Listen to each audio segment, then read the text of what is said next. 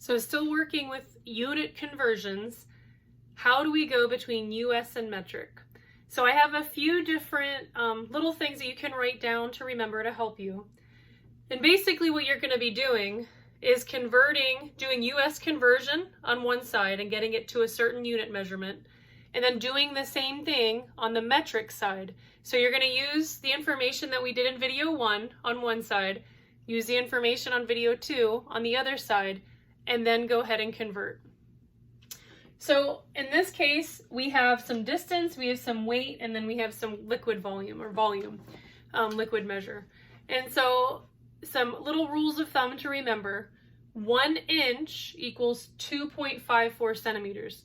So if you know how to get feet into inches, or miles or yards or whatever other US measurement, if you know how to get that into inches, then you're good.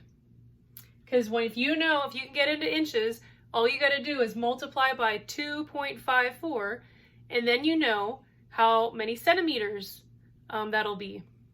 So you're just going to get whatever unit you're working with. So if it says convert 2 miles to centimeters, well, we know that 5,280 feet are in 1 mile. So multiply that by 2, and that'll give us how many feet are in 1 mile.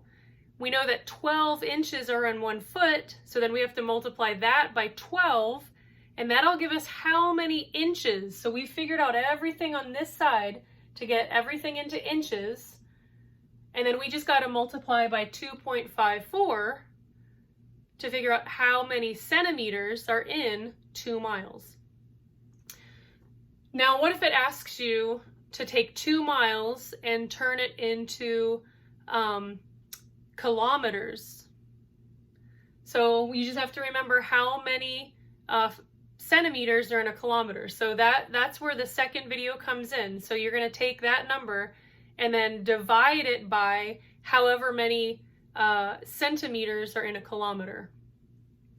Another thing for weight is that 1 pound has either about 454 grams. So I rounded these just a little bit to make the math a little bit easier.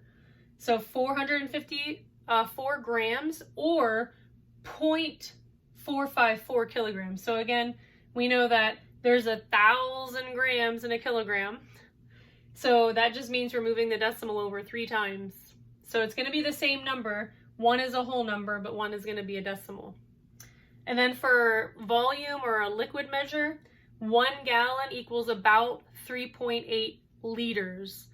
So again, if it asks you to take 13.8 gallons and we want to know how much that is in liters, because we're going to be traveling to Europe and we need to know how many liters is going to go into this car, because that's what we're used to is gallons, not liters, then you can convert gallons to liters by, if you already know how many gallons go in that tank, say 13.8, you just multiply it by 3.8, and that'll give you the capacity of the gas tank in liters instead of gallons.